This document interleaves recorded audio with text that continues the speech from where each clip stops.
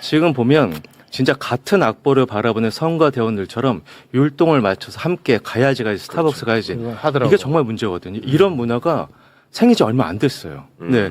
오늘 여기 출연하기 전에 야구계 관계자들 물어봐도 이렇게 된 게 한 2, 3년?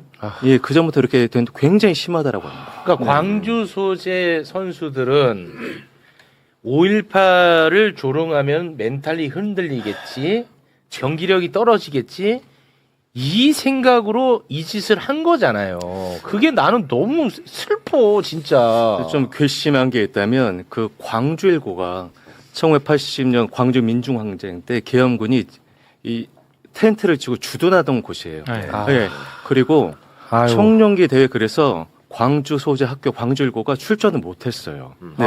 청룡이 얼마나 유서 깊은 대회입니다. 그리고 제가 인터뷰에서 예전에 선동열 전 감독 같은 경우는 집에 계엄군이 쳐들어와서 죽을 뻔했었거든요. 그렇죠. 예.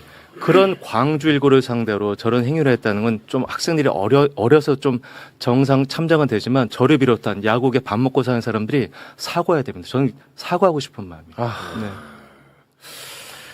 그런데 지금 이제 서울시 교육청이 진상조사에 나섰는데요. 스타벅스 논란을 모르고 했던 우발적 일이라고 진술을 하고 있는 것으로 지금 보도가 되고 있는데 배재고 관계자의 그 발언을 좀 소개해 주시겠습니까? 네. 한 명이 스타벅스 가야지라고 개사한 응원 구호를 외치자 부원들이 우발적으로 따라했다. 선창한 한 명도 특별한 의도는 없었다. 스타벅스 논란을 모르고 한 것이다. 지금 계속 뭔가 꼬리 자르기 또는 이제 축소하려고 하는 그런 모습으로 보이고 있습니다. 또 워낙 이제 논란이 거세지자 배재 고등학교는 사과문을 올렸거든요. 네. 그런데 이 사과문마저도 AI로 예. 제작을 했나 봐. 저 재미나이 워터마크가 찍혀 있어. 아이고 정말. 자, 그러자 이 AI로 작성한 게 알려지면서 또 논란이 일자 이제서야 다시금 사과문을 올렸습니다. 이렇게. 다시. 이게 그러니까 이 문제가 발생하고 나서도 이 문제에 대한 문제인식이 없었던 거야. 그렇죠. 그게 나는 너무 무섭고 두려워요, 이제는. 지금 상황이 매우 매우 심각합니다. 근데 이게 배재고만의 문제가 아니라고 하시니까 이거는 정말 보통 문제가 아니다. 그래서 이거는 가볍게 다루고 넘어갈 문제가 아니야. 이 전반적인 것을 다 훑어야 되거든요. 네. 그래서 우리 이사님이 필요한 겁니다. 지금부터 좀 훑어주시면 좋을 것 같은데요. 예, 2번 사진부터 말씀을 드리겠습니다. 이게 핵심은 그 학생들의 문제는 물론이고 사실 그리고 앞에 보셨듯이 몰랐다고 얘기하는데 네. 지금 초중고등학교 강연을 제가 몇 년째 다니고 있거든요. 전국 다 다녔습니다. 모르고 하는 게 아니에요. 절대 맨날 근데 공식처럼 몰랐다, 재미였다. 거의 그냥 필살기입니다. 그러면 이제 어른들 입장에서 봤을 때는 사실 뭐 아이한테 괜히 뭐라 더 하는 것 같고 꼰대처럼 되는 것 같으니까 맞아. 이게 막 말도 못하게 되는데 그렇게 가니까 여태까지 이 확산이 돼서 예. 온라인 일각에서만 있던 일이다라고 하던 게 몇 년 전부터 그 얘기가 나왔잖아요. 그러다 지금 오프라인까지 튀어나온 겁니다. 그래서 그건 좀 뒤에 더 말씀을 드리고 핵심은 감독 코치들은 뭐 하고 있었냐 이거죠. 그렇죠. 그게 제일 문제야. 이거 굉장히 심각한 겁니다. 그게 제일 문제야. 네.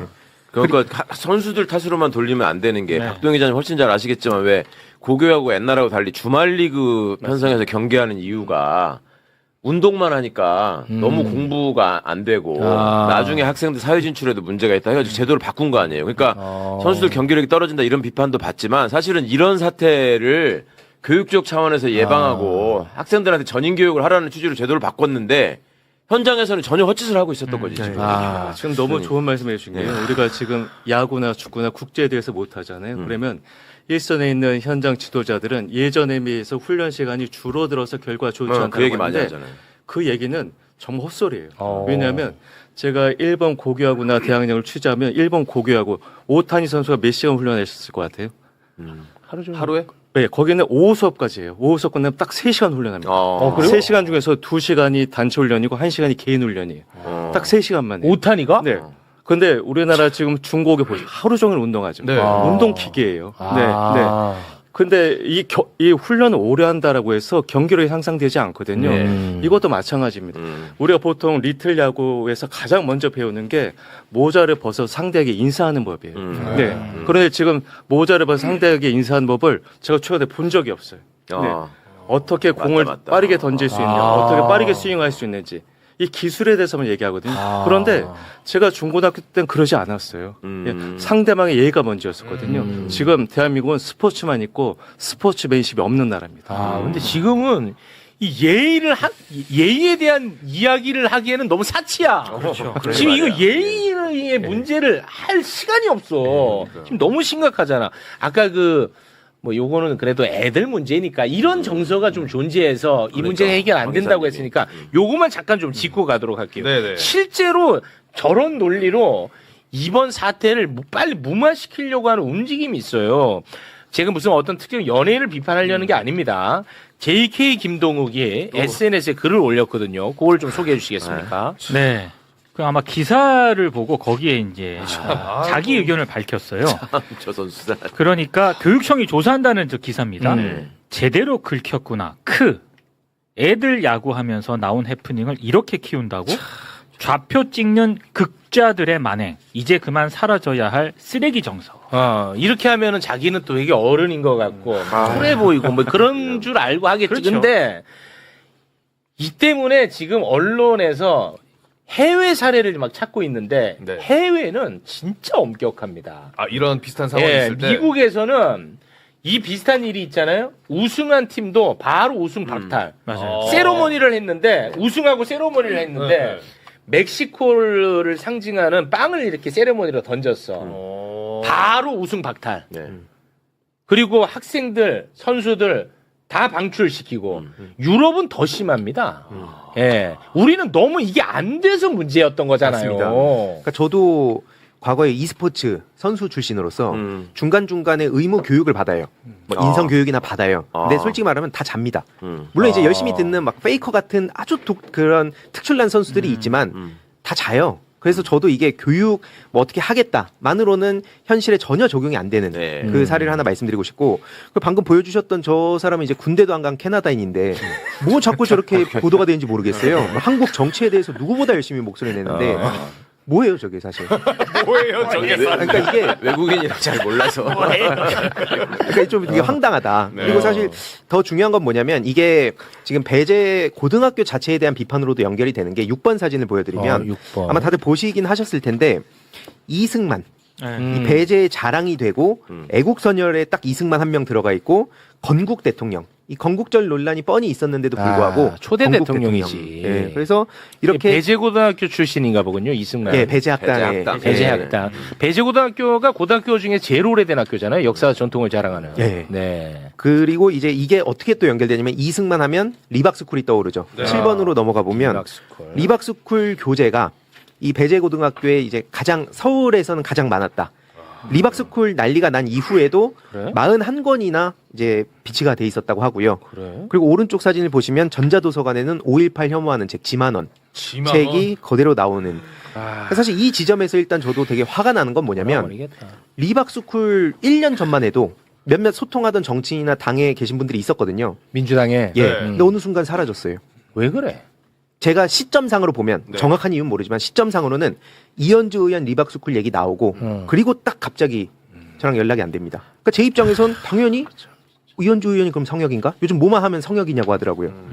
그럼 뭐지 이게? 아니, 왜 이 문제 안 되는 저희 거죠? 지금 민주당적을 갖고 있는 우리 최강욱 의원님. 예.